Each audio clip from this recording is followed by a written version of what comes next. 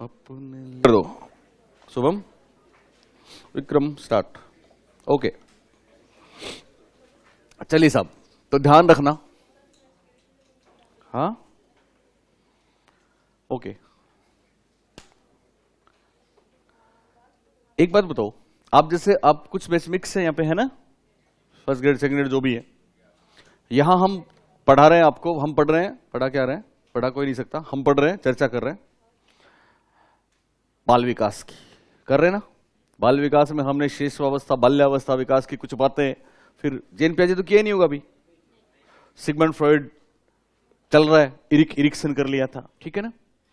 और शाम को इवनिंग में जो बच्चे मेरे सामने बैठते हैं, वहां पे हमारा चल रहा है लर्निंग अधिगम, जिसमें हम थॉर्नडाइक कर चुके हैं, पेवलोव कर चुके हैं, स्किनर चल रहा है। तो वो क्लास भी आपको पता है हमारी कैसी हो सकती है, आपने देखा होगा। तो एक चीज मेरे को अच्छी नहीं लगती, थोड़ा सा मेरे को ऐसा लगता है, जैसे अभी आप जिस तरह से पढ़ रहे हो, तो नो डाउट आप में से बहुत से बच्चे ऐसे हैं जो पहले से बहुत कुछ जानते भी हैं और अच्छा भी लगता है ना। तो वो एक अलग खेल है, अलग बात, आपने कहीं से पढ़ा है, कुछ भी पढ़ा है, लेकिन मेरी स्टाइल में आपने पहली बार आप मेरे से पढ़ रहे हो ना, तो चीजें मतलब मुझे लग रहा है कि एकदम बेहतर हो रही है, अपने लिए हो रही है ना। और वहां पे बहुत से बच्चे ऐसे हैं जिन्होंने कुछ और अवधारणाएं पाल रखी थी कि साहब ये होता है, और फिर हम बता रहे हैं यहाँ पे ये होता है। ये बात कंफर्म है कि चाहे मैम पढ़ाएंगी चाहे मैं पढ़ाऊंगा, हम दोनों ऑथेंटिक चीज ही आपको देंगे। बहुत कम चांस है कि कोई गलत चीज हम आपको देंगे, फिर भी खुदा भगवान कोई नहीं होता ना। आप सुन रहे हो ना मेरी बात। तो आपको जो पहले से पता है और हमने जो बताया, अगर वो थोड़ा सा भी डिफर हुआ तो आपको ज्यादा मजा आता है, क्योंकि तब डेविड आसुबेल का एडवांस ऑर्गेनाइजर मॉडल बनता है। प्रीवियस नॉलेज और करंट नॉलेज में तुलना होती है ना, तो फिर अंडरस्टैंडिंग होती है, कॉन्सेप्ट बनता है, उच्च संज्ञानात्मक क्षमताओं का विकास होता है। उसको कभी नहीं भूलते, ये मेरा स्टाइल रहता है। लेकिन अगर जैसे आप शाम वाले वीडियोस भी देखते हो मेरे, हाँ देखना मत उनको भी, यस सही बोल रहा हूं, अगर आप उनको भी देखोगे तो फिर जिस दिन मेरे सामने बैठोगे, मैं आपको स्किनर, थॉर्नडाइक, पेवलोव में वो बेहतरीन चीजें बताऊंगा, वो एग्जांपल्स बताऊंगा, तो आपने आधी अधूरी चीजें वो पहले से देख रखी है, तो उसमें इतना मजा नहीं आएगा। मुझे तो आता ही नहीं है ना। हाँ, वो एक खत्म है, खेल ही खत्म है। तो मैं अभी कह रहा था कृष्ण जी को, मैं कि कुछ ऐसी व्यवस्थाएं करो कि या तो फिर वो जैसे यहां से जाने के बाद, फिर जब आपका पूरा हो उसके बाद आप फिर तो देख सकते हैं परीक्षा तक, आराम से देखो। लेकिन वो चीज आप अभी आधी अधूरी उसको देख के आए, फिर मेरे सामने बैठे, मान लो मैंने अभी यहाँ पे प्रश्न पूछा, किसी एक बच्चे ने उसका जवाब दिया तो मजा आता है, मैं बोलता हूँ वेरी गुड, और बगल वालों में आग लग जाती है, तो उसको वो तुरंत सीखते हैं। और मैं कोई भी बात बोलूंगा, उसको 10 बच्चे बता रहे हैं सर ये है इसका आंसर, ये है इसका आंसर, तो बोलिए वो क्लास है कि क्या है, मजा नहीं आएगा ना उसमें है। तो आप तो उसको देखना मत अभी, क्योंकि फिर मैं आपको अधिगम पढ़ाऊंगा। अगर आपने सबने देख लिया अधिगम तो फिर आपकी चॉइस है, फिर आप उसमें देख लेना। देखो दोनों चीजें होती है ना, फिर आप उसमें देख सकते हो। तो अपने पास सामने परीक्षा हो, ये सब हो, तब तो अपन जल्दी से 10 दिन में सब कुछ देखते हैं, तो वो तो अपना है नहीं। और जिस तरह से कॉन्सेप्ट क्लियर करके चल रहे हैं तो वैसे चल रहे हैं, है ना। तो ये मेरी थोड़ी सी रिक्वेस्ट है आपसे, क्योंकि फिर आपको इतना मजा नहीं आएगा और मुझे भी नहीं आएगा, और मेरा तो मूड ही ऑफ हो जाता है फिर, क्योंकि वो बेहतरीन चीजें जिनको देने के लिए हम और आप मिले हैं, ठीक है ना, उनका आप ऐसे ही थोड़ा थोड़ा अध कचरा सा कुछ पढ़ के आ जाते हो, कुछ आप पढ़ लेते हो, कुछ मैं, फिर मेरा भी मूड ऐसा रहता है। ओके, मेरी बात समझ गए क्या आप? तो आप लोग देखते ही नहीं हो ना वो क्लास, उसको देखना ही मत, ब्लॉक ही कर दो उसको। यस, ओके, अब चलते हैं आगे। तो पहली बात याद रखना, कौन सी? डायनेमिक मॉडल, और उसमें 3 चीजें हमने करी, इड, ईगो और सुपर ईगो। कैसा भी प्रश्न आए हमने कोशिश की है पूरा कवर करने की। अब है दूसरी बात, और दूसरी बात है दरअसल उनका टोपोग्राफिकल मॉडल, जिसको बोलते हैं स्थलाकृति मॉडल।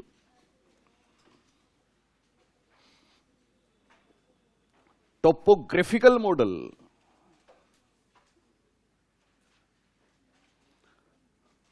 एक बात ध्यान रखना, दरअसल वो था स्ट्रक्चर ऑफ पर्सनैलिटी, ये है स्ट्रक्चर ऑफ माइंड। यस, ये मन का स्ट्रक्चर है, इसका मतलब इसमें हम माइंड के स्ट्रक्चर की बात करेंगे। और इसके 3 भाग बताए। सबसे पहले 1 नंबर पे लिखो चेतन मन। चेतन मन, जिसको इंग्लिश में इस बार कंसाइंस नहीं बोलेंगे, बल्कि इस बार बोलेंगे conscious mind, CIOUS, conscious mind. पहले मैं आपको लिखा देता हूं। और दूसरा है अचेतन मन। अचेतन, एक चेतन मन, दूसरा अचेतन मन। चेतन मन को बोलते हैं कॉन्शियस माइंड, अचेतन मन को बोलेंगे, एस तो आएगा, एस आएगा ना, या नहीं आएगा? एस तो आएगा। Okay, unconscious mind, IOUS। एक हुआ चेतन मन कॉन्शियस माइंड, दूसरा हुआ अचेतन मन अनकॉन्शियस माइंड, और तीसरा हुआ यस अर्धचेतन। यहां पे हिंदी में नाम में कंफ्यूज हो गए थे एक बार। दरअसल अर्धचेतन भी वही है और अवचेतन भी वही है। अवचेतन, अवचेतन, अवचेतन मन इंग्लिश में बोलते हैं सबकॉन्शियस माइंड, सबकॉन्शियस, या फिर इसको प्रीकॉन्शियस माइंड भी बोल सकते हैं, प्रीकॉन्शियस। ये बहुत ही खास चीज है आपके लिए।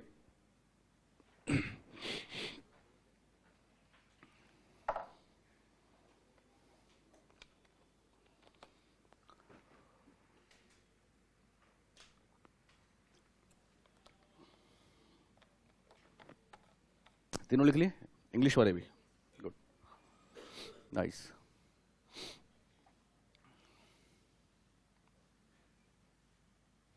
ओके, चलिए ध्यान दें।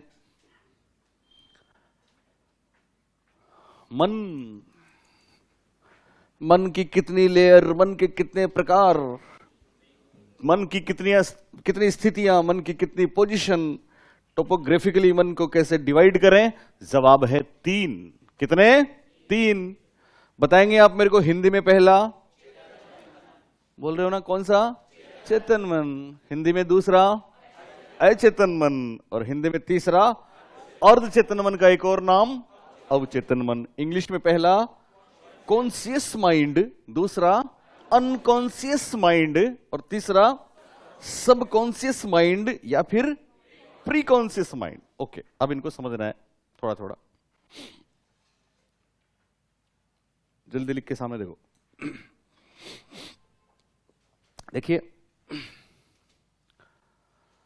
मनोविज्ञान की हिस्ट्री या इतिहास की बात करें, सुन रहे हो ना, तो मोटे तौर पे हम जानते हैं कि इसकी शुरुआत हम कर सकते हैं सुकरात, प्लेटो, अरस्तु के टाइम से कर सकते हैं। और ये शुरुआत, ये समय था आज से 2500 साल पहले। कितना पहले? 2500 साल पहले, जब ईसा पूर्व 5वीं शताब्दी में सुकरात की बात हम करते हैं। 4वीं-5वीं शताब्दी थी उनकी। सुकरात के चेले फिर प्लेटो और उनके चेले अरस्तु, लगभग दोनों समकालीन थे, तो उनकी ईसा पूर्व 3री शताब्दी 4थी शताब्दी की बात होती है। उस समय उन तीनों ने एक बात बोली थी कि साहब, क्योंकि उस समय था ही सब कुछ फिलोसफी, कोई भी सब्जेक्ट है वो दर्शन शास्त्र से निकला है, हम सब जानते हैं ना। और हम सब जानते हैं दर्शन शास्त्र और फिलोसफी का केंद्रीय विषय आत्मा है, सोल है, बोलिए है कि नहीं है? तो उस समय जिसने भी मनोविज्ञान की बात की होगी, हम उसको, हालांकि उसका इंटरलिंक हम करते हैं, तो हालांकि उसका ऑथेंटिक प्रूफ है नहीं, पर फिर भी हम ये कह सकते हैं कि साहब सुकरात, प्लेटो, अरस्तु जैसे लोगों ने मनोविज्ञान को किसका विज्ञान बताया? आत्मा का विज्ञान बताया। और चलता रहा साहब। 16वीं शताब्दी तक ये खेल आराम से चला, क्योंकि कुछ और लोग जुड़े जिन्होंने पहली बार साइकोलॉजिया बोला। साइकोलॉजिया हमारा ऐप भी है, और उन्होंने नाम दिया था पहली बार रुडोल्फ गोयकोल, वो भी यूनानी थे।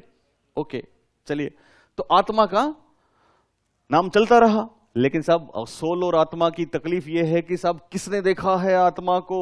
आत्मा का कैसा स्वरूप होता है? इसका कोई फिजिकल एग्जिस्टेंस नहीं है, कोई भौतिक स्वरूप नहीं है। इसलिए ये प्रश्न चिन्ह बन गया। और फिर 17वीं शताब्दी में एक नई बात आई, और वो ये थी कि साहब, मनोविज्ञान तो आत्मा का नहीं बल्कि मन का विज्ञान है। और तब मन का विज्ञान नहीं बल्कि वो मस्तिष्क का विज्ञान माना गया। किसका माना गया? मस्तिष्क का विज्ञान माना गया, क्योंकि तब मन, मस्तिष्क, माइंड और ब्रेन में कोई फर्क ज्यादा समझा नहीं गया था, तो मस्तिष्क का विज्ञान मान लिया। फिर उसके बाद तीसरी महत्वपूर्ण घटना होती है मनोविज्ञान के विकास के 3rd माइलस्टोन के रूप में। एक बहुत महत्वपूर्ण चीज आती है जो 19वीं शताब्दी में शुरू होती है, और दरअसल इसकी शुरुआत होती है 1879 की लिप्जिंग की प्रयोगशाला से, जो विल्हेम वुंट और टीचनर ने स्थापित की थी। विल्हेम वुंट का नाम, इसलिए विल्हेम वुंट को हम फादर ऑफ मॉडर्न साइकोलॉजी बोलते हैं, हालांकि बहुत से लोग सिगमंड फ्राइड को भी बोलते हैं। विलियम जेम्स को भी बोलते हैं, एक बहस का विषय है। तो 1879 में जो लिपजिंग प्रयोगशाला बनी, वहां पे पहली बार मनोविज्ञान को एक साइंटिफिक सब्जेक्ट के रूप में दर्जा मिला, एक अलग स्वतंत्र विषय के रूप में दर्जा मिला। लेकिन वहां पे विल्हेम वुंट ने, टीचनर ने मनोविज्ञान का एक प्रसिद्ध स्कूल बनाया था, स्ट्रक्चरलिज्म, पता है ना आपको, संरचनावाद। और वहां पे उन्होंने एक चीज दी थी कि साहब मनोविज्ञान केवल चेतन मन का विज्ञान है। किसका विज्ञान है? चेतन मन का विज्ञान है। और चेतन मन और कुछ नहीं है, इसी का दूसरा नाम चेतना है। क्या है? चेतना है। तो साइकोलॉजी को कॉन्शियस माइंड का विज्ञान बताया गया यहां पे। और सब लोगों ने बोला ओके। विल्हेम वुंट कौन थे? विल्हेम वुंट वो थे जिनकी पूरी दुनिया शिष्य थी। ये मान लो जितने साइकोलॉजिस्ट निकले हैं, आपके स्किनर से लेके, पियाजे से लेके, विलियम जेम्स तक, सब लोगों ने विलियम वुंट की वो प्रयोगशाला अटेंड करी थी। और प्रयोगशाला कोई लंबा चौड़ा खेल नहीं था उस जमाने में। केवल उन्होंने इतना बोला था कि खुद में ध्यान करके हम खुद की चीजों को देखें और इंट्रोस्पेक्ट करें, खुद के विचारों का खुद ही मूल्यांकन करें, ऐसा बोला था ना उन्होंने। चेतना के 3 तत्व बताए थे। लेकिन इनकी जब आलोचना हुई, सुन रहे हो ना, इन्होंने जब मनोविज्ञान को कॉन्शियस माइंड का विज्ञान बताया, किसका विज्ञान बताया? कॉन्शियस माइंड का विज्ञान बताया और चेतना का विज्ञान बताया। तो इन्होंने एक बात बोली थी, वो क्या थी? कि हम जो भी करते हैं, हम जो भी सोचते हैं, हमें जो भी फील होती है, हमारे दिमाग में जो भी इमेजेस बनती हैं, जो हमें निर्देश देता है, आदेश देता है, वो सारा प्रोसेस, जो थॉट प्रोसेस चलता है, वो सब कुछ चेतना है। वो क्या है? चेतना है। और मनुष्य इसके बारे में अवेयर रहता है। क्या रहता है? अवेयर रहता है, जानता है, जागरूक होता है, एक्टिव होता है, सक्रिय होता है। अभी जो भी चिंतन मनन जो भी चल रहा है, जो हमें आदेश दे रहा है, चलना है, उठ के अगली क्लास है, सब ये सारी चेतना ही तो है ना।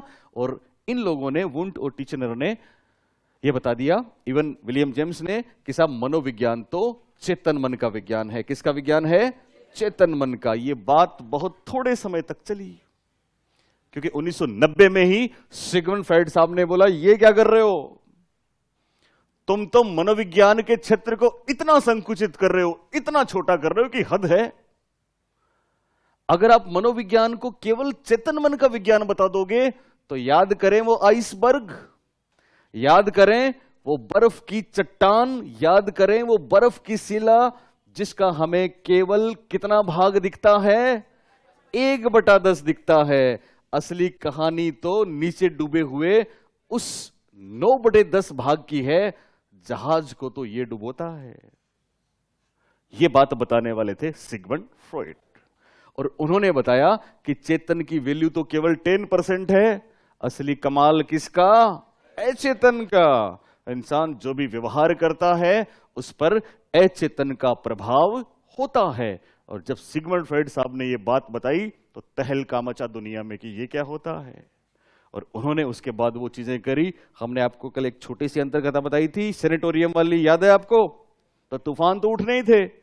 अब यहां इन्होंने बताया कि साहब अचेतन क्या होता है। सुन रहे हैं ना आप लोग? लोगों ने पूछा ठीक है साहब, आप कहते हो कि चेतन तो केवल 1/10 ही है, बाकी 9/10 अचेतन है, तो बताओ तो सही कहां है। फ्रॉइड ने बताया, प्रूफ दिए, सबूत दिए। और सबूत जो दिए उनमें पहला सबूत वही था जो मोहन ने पूछा था, सपने, ड्रीम्स। इनके सबूत जो हैं उनमें एक सबूत है ड्रीम्स। आप मुझे एक छोटी सी बात बताएं कि हम सब सपने देखते हैं? बोले देखते हैं कि नहीं? हम सब ने ख्वाब देखे हैं, सपने देखे हैं ना। ख्वाब देखना एक अलग कल्पना है, सपने देखते हैं कि नहीं देखते? देखते हैं। आप मुझे बताएं, सुन रहे हो? आज आपकी कोई इच्छा हुई, कोई भावना हुई, कोई कामना हुई ना? अगर आपने उस बात को, कोई भी, किसी पे गुस्सा आया आपको, अगर आपने उसको व्यक्त कर दिया, अगर आपने उसको बता दिया, जता दिया, एक्सप्रेस कर दिया, तो वो बात हो सकता है वही खत्म हो जाए। लेकिन अगर आपने उसको दबा दिया या वो दब गई, वो रिप्रेस हो गई, तो वो आपके अचेतन में चली गई। कहां चली गई? अचेतन में। रोज जाने कितनी भावनाएं, कितनी कामनाएं, कितने डर, कितनी चीजें हमारे अचेतन में जाती हैं। एक ना एक दिन वो लौट के आएंगी, वो वापस आएंगी। वो किसी भी रूप में आ सकती हैं। और उनके आने का सबसे सुनहरा मार्ग है, उनके आने का हाईवे है सपना। उनके आने का गोल्डन पाथ है ड्रीम। फ्राइड कहते हैं कि हमारी इच्छाएं, कामनाएं और भावनाएं छद्म रूप लेकर हमारे नींद के समय ख्वाबों के रूप में, सपनों के रूप में आती है। इसका मतलब सपनों का अस्तित्व तो है ही, है ना? आप मुझे बताएं, आज आपने कोई चीज सोची, कोई आपकी इच्छा हुई, कोई भावना हुई, कोई कामना हुई, कोई डर लगा, कुछ भी हुआ, आप चले गए, वो रिप्रेस हो गया। क्या आज की रात उसका सपना आपको आएगा? गारंटी नहीं है। लेकिन आज से 20 साल पहले की कोई बात जो आपको याद भी नहीं है, आप उसको भूल भी चुके हो, आज की रात सपने में आ सकती है। बोले आती है कि नहीं आती? बरसों पुराना भूला बिछड़ा आपका कोई साथी, याद भी नहीं था, जाने क्यों 10 वर्ष बाद वो सपने में आया। आया कि नहीं आया? इसका मतलब उस बात का अस्तित्व तो था, उसका एग्जिस्टेंस तो था।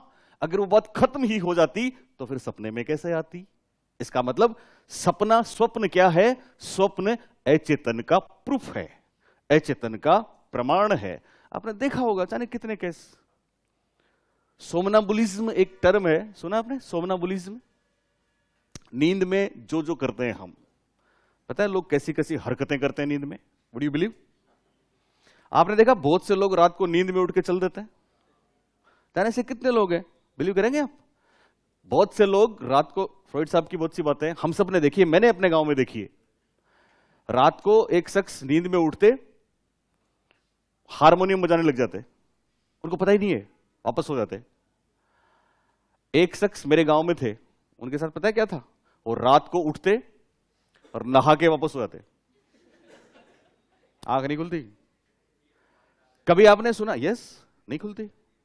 सोमनाबुलिज्म और क्या है? कभी आपने सुना कि कोई शख्स अपने गांव में, मोहन, रात को घर की कोई चीज, वो कुछ भी काटने वाटने का, वो घर से ले जाते और खेत में छोड़ के आ जाते, वापस आ जाते, पता भी नहीं है। फिर पता लगा खेत में ये बात कैसे पूछी, ये चीज कैसे गई, वहां की चीज घर पे कैसे आई, रात को हुआ। मैं पढ़ा रहा था, यहीं पे एक लड़की थी अधिगम में, उसने बोला सर मेरी सिस्टर है, वो रात को 2 बजे उठती है और किचन में जाती है, केतली लेती है और फिर बगल वाली गली में वहां जाती है और एक घर के सामने जाके फिर वापस आ जाती है, उसको वहां रखती है और सो जाती है। उसको याद भी नहीं रहता वहां से दूध लाने का कोई सिलसिला था या रहा होगा या उसकी इच्छा रही होगी। जाने कितने। एक एग्जांपल मैं आपको देता हूं। हम लोग अब जब आप जॉब में जाओगे ना, जॉब में, सुन रहे हो ना? सुन रहे हो कि नहीं? जब आप जॉब में जाओगे, नौकरी पे जाओगे, तो एक आजकल तो अभी ऑनलाइन प्रशिक्षण हो रहे हैं, है ना? मेरा पहला प्रशिक्षण मुझे बहुत याद रहता है। मैं था कहीं किसी जगह पे था, तो मेरी ट्रेनिंग थी और उस ट्रेनिंग में काफी शोर हुआ था कि साहब महिलाएं भी होती है ना मैडम, उनको कितनी तकलीफ होती है कि बच्चे घर सब छोड़ के, तो कहते सर रात को नहीं रुकेंगे। तो आदेश आ गया कि साहब चाहे कोई टीचर फीमेल है चाहे मेल है, रात को रुकेंगे। अब रुकना है तो रुकना है, हम भी रुके, वो भी रुके। एक बहुत बड़ी जगह थी, कोई धर्मशाला थी, उसमें सबकी व्यवस्था। ओके, हमने क्या किया, एक बड़ा सा हॉल था, एक में ही व्यवस्था कर ली दोनों की।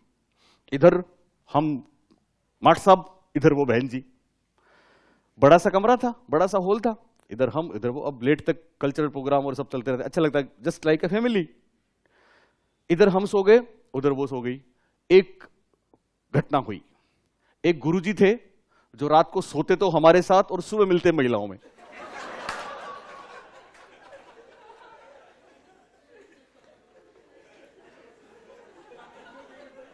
चर्चाएं हो गई, ये क्या हो रहा है, ये क्या हो रहा है। हमें तो पता लगा दूसरे तीसरे दिन, तो पता लगा वास्तव में ऐसा ही था। हमने उनके घर पे बात करी, बोले साहब इन्होंने बताया नहीं कि आपको, ये तो हमेशा घर में भी ऐसा ही करते हैं, छत पे सोते हैं तो बिस्तर इनके सुबह, अच्छा बाकायदा बिस्तर भी ले जाते हैं अपना साथ।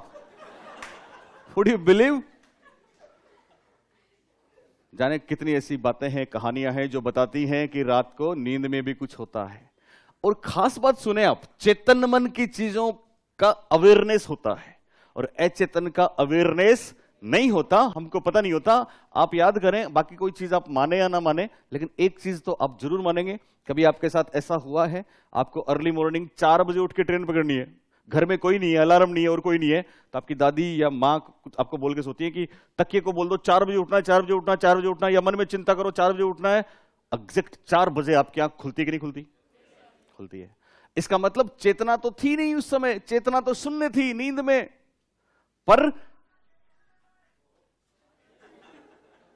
पर अचेतन था जिसने हमको उठाया। आप जानते हैं ना, अपने एक टॉपिक है सृजनात्मकता, सृजनात्मक चिंतन। इसके 4 स्टेप है, प्रिपरेशन, इनक्यूबेशन, इल्यूमिनेशन और वेरिफिकेशन। सब्लिमेशन नहीं उसमें। उसका जो दूसरा चरण है इनक्यूबेशन, सुन रहे हैं मेरी बात? इनक्यूबेशन में क्या होता है पता है आपको?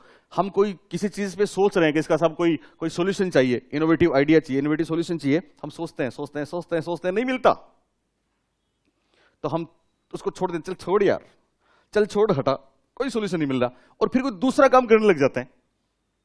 ताश खेलने लग गए, चल छोड़, चाय पीने चलते हैं, चल छोड़ यार, सो जाते हैं, चलो छोड़ो, नहाते हैं। हमने अपनी चेतना उस थॉट प्रोसेस से हटाई कि नहीं हटाई? लेकिन अचेतन में वो चलता रहता है, और अचानक अचेतन हमें उसका सॉल्यूशन देता है। तो फिर आर्किमिडीज की तरह यूरेका यूरेका चिल्लाते हुए भागते हैं। ये सॉल्यूशन किसने दिया? अचेतन ने दिया। दुनिया में जितने बड़े आविष्कार हुए हैं उनमें मोस्टली या तो रात को नींद में, ख्वाब में, या नहाते समय, या कोई और छोटा मोटा काम करते समय वो आइडियाज आए हैं। इसका मतलब अचेतन होता है। पहला प्रूफ ड्रीम्स, दूसरा प्रूफ नींद में जो होता है सोमनाबुलिज्म, तीसरा प्रूफ सिगमंड फ्राइड ने दिया पैराप्रेक्सिस। नाम सुना है पैराप्रेक्सिस? पैराप्रेक्सिस होता है slip of tongue, slip of pen, slip of print, यानी बोलने और लिखने की भूलें। तो अक्सर कई बार हम जाने क्यों कोई भूल कर जाते हैं, जाने क्यों?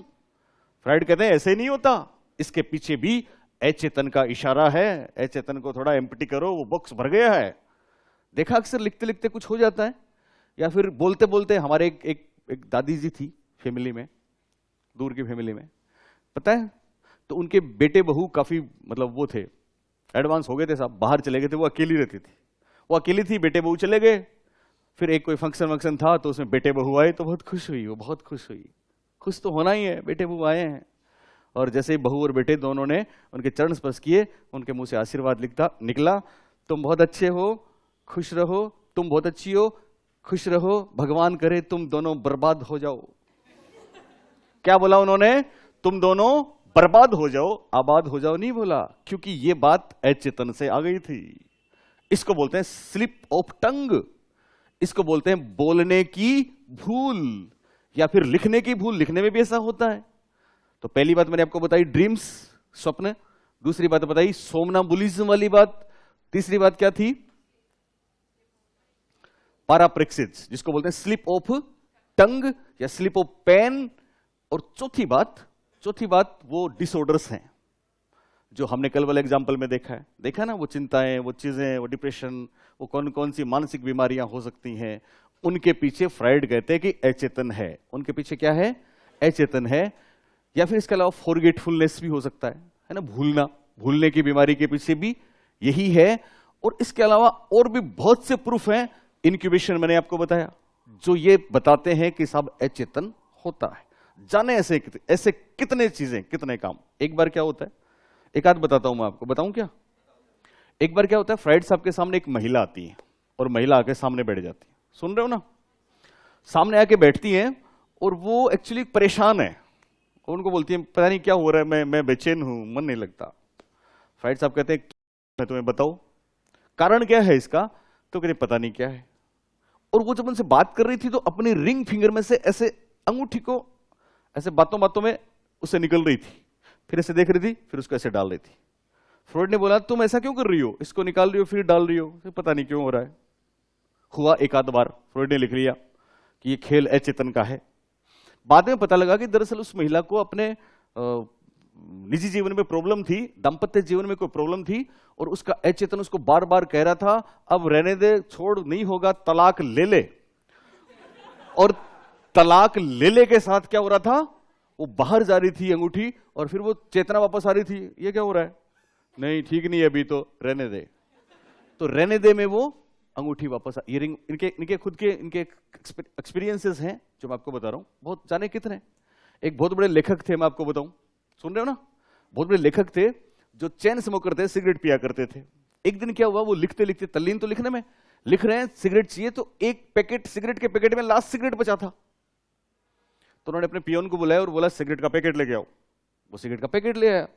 अब सिगरेट का पैकेट उन्होंने लिया, लेकिन उनका मन कर रहा है, पर फिर उन्होंने देखा कि यार एक पुरानी है, पहले इसको फिनिश करता हूं, उसको बाद में पीना है, क्योंकि नहीं तो ये हो सकता है भूल जाऊं मैं। तो पुराने वाली को पास रख ली और नए वाली को थोड़ा दूर रख दिया, अभी लिखते लिखते जलाएंगे इसको। लेकिन मन कर रहा था कि यार उसमें से खोलूं, उसमें से पीऊं, मन तो था। लिखते लिखते जाने कब उन्होंने सिगरेट सुलगा ली, और बाद में उन्होंने देखा तो पता लगा कि उन्होंने पुराने वाला पैकेट जो पास पड़ा था उसमें से नहीं लिया, बल्कि नए वाले पैकेट में से लिया। ये तो काम अचेतन का ही हो सकता है। और जाने कितने एग्जांपल्स है, कभी फ्री रह के आप पढ़ेंगे तो आपको बहुत अच्छा लगेगा। जाने एक इंग्लैंड का केस था, दो लोग थे, मिस्टर पी और मिस्टर क्यू। दो लोग कौन थे? एक तो मिस्टर पी, दूसरे मिस्टर क्यू, दोनों पार्टनर थे। पी को पता है क्या बीमारी हो गई? पी को बीमारी हो गई कि वो अक्सर क्यू का नाम भूल जाया करते थे। अब सोचिए कैसा लगेगा जब एक पार्टनर दूसरे का नाम भूल जाए। अपने वर्कर्स को बुला के पूछते, अरे यार इनका क्या नाम है? साहब इनका ये नाम। अच्छा अच्छा। फिर वापस भूल जाते थे। तो फिर ये वहां पे गए फ्राइड साहब के पास कि साहब क्या करें, प्रॉब्लम हो गई, मैं अक्सर मेरे साथी का नाम भूल जाता हूं, फ्राइड ने लिखा बताया ऐसे नहीं है, कोई बात है। फिर उनकी केस स्टडी करी, केस हिस्ट्री निकाली, तो पता लगा दरअसल पी और क्यू बोथ एक ही कॉलेज में, एक ही यूनिवर्सिटी में पढ़ते थे, और वहां पे एम नाम की एक लड़की भी पढ़ती थी। पी एम से प्रेम करते थे, लेकिन एम ने क्यू से शादी कर ली। तो कहीं ना कहीं पी के मन में उसके प्रति एक हेटर्ड था, एक हे भाव था, एक ऐसी बात थी, एक ऐसी भावना थी जो रिप्रेस तो हो गई थी, लेकिन वो इस रूप में बार बार निकल के आ रही थी कि वो उसको उनका नाम भुला दे रही थी। और ये अचेतन का एक प्रूफ था। बहुत सी कहानियां हो सकती हैं, बहुत सी बातें हो सकती हैं। अचेतन के प्रूफ कौन से दिए? परीक्षा के हिसाब से हमको 3-4 बातें याद रखनी है। ड्रीम्स, सोमनाबुलिज्म, मैं लिखवा दूंगा आपको सारी बात, ठीक है ना, या फिर भूलना, या पैराप्लेक्सिस, स्लिप ऑफ टंग, या कुछ डिसऑर्डर्स, ये सारे के सारे अचेतन के प्रूफ हैं जो सिगमंड फ्रॉइड ने दिए हैं। एक और बात लिखने से पहले एक और बात सुनना, और वो ये है, सुन रहे हो ना, इस सिगमंड फ्रॉइड अचेतन को समझने के लिए, अचेतन को रिजोल्व करने के लिए कुछ विधियों की भी बात करते हैं। किसकी बात करते हैं? कुछ विधियों की बात करते हैं। और 3 बहुत महत्वपूर्ण विधियां आपने देखा, एक तो अभी हमारे रीट में भी आई थी। 3 महत्वपूर्ण विधियां क्या है? पहली है ड्रीम एनालिसिस। क्या है? स्वप्न विश्लेषण। क्या है? स्वप्न विश्लेषण। उन्होंने किस तरह का सपना देखा, हम इस आगे इस लेवल तक कभी नहीं गए मान लो, तो फिर जो इसमें है तो वो आपको आपके सपनों का अर्थ भी बता देंगे, उनका विश्लेषण बता देंगे। एक पूरी की पूरी ब्रांच है ये।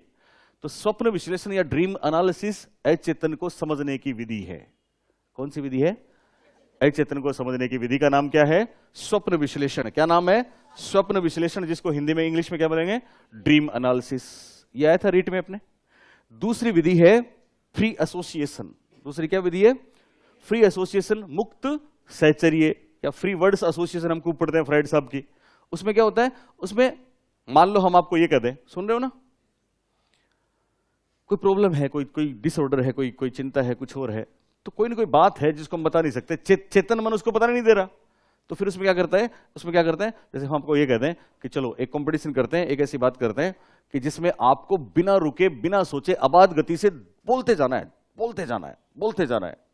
अंदर की चीजें निकलेंगी ना, तो अंदर की चीजें निकलेंगी तो निश्चित रूप से अंदर की बातें आएगी। एक ऐसा कंपटीशन किया था हमने कि जो 1 मिनट में जितने वर्ड्स बोलेगा, कुछ ही बोल दो, तो कैमरा, पंखा, सोनू, रवि, फलां, निकम, कुछ ही बोलो आप, जल्दी जल्दी बोलना है, सोचना नहीं है, सोचना ही नहीं है, बस इसमें बोलना है। तो हमने कंपटीशन किया था। तो साहब जो मार्ट साहब जीते थे ना, उन्होंने 1 मिनट में 75 वर्ड्स बोले थे। पर जब उनकी रिकॉर्डिंग हमने सुनी क्या बोले थे, तो हमने माथा पकड़ लिया। उन्होंने 2-3-4 शब्दों के अलावा सारी गालियां ठोकी थी। इसका मतलब उनके मन में कहीं ना कहीं नफरत थी, किसी के लिए थी ना, तो बातें सामने आई। इसको बोलते हैं फ्री एसोसिएशन। क्या बोलते हैं इसको? फ्री एसोसिएशन, जिसको हिंदी में बोलेंगे मुक्त सहचर्य विधि। तो एक तो होगी स्वप्न विश्लेषण विधि, दूसरी क्या हो गई? मुक्त सहचर्य विधि, और तीसरी सम्मोहन। तीसरी क्या है? सम्मोहन है, हिप्नोसिस है, जिसके बहुत बड़े बड़े खेल हैं। तो 3 तो ये विधियां याद रखनी है, 2-3-4 बातें वो याद रखनी है, एक आइसबर्ग वाली बात याद रखनी है। अब एक और बात सुन ले, सुन रहे हो ना, बीच वाला अवचेतन। बीच वाला अवचेतन। अवचेतन दरअसल क्या होता है? अवचेतन या प्री कॉन्शियस वो है जो दोनों के बीच में है, दोनों के बीच में है, पर उसका क्लियर कोई विभाजन नहीं है। और इसमें 2 ही चीजें परीक्षा में पूछी गई हैं, ध्यान रखना है। एक तो हमारा स्टोर्ड नॉलेज, कौन सा नॉलेज है?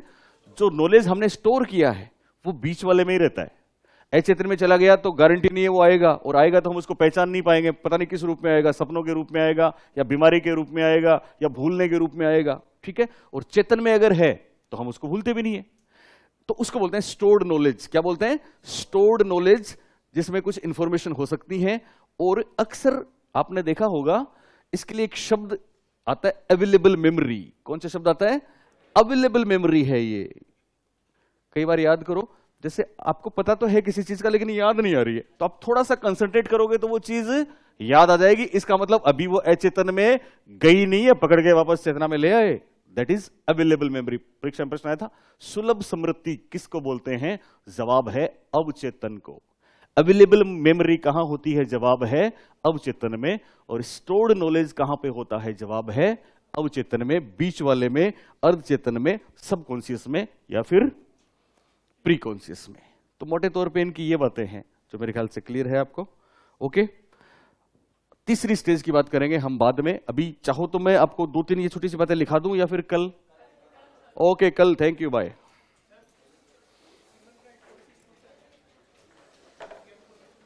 बोलो।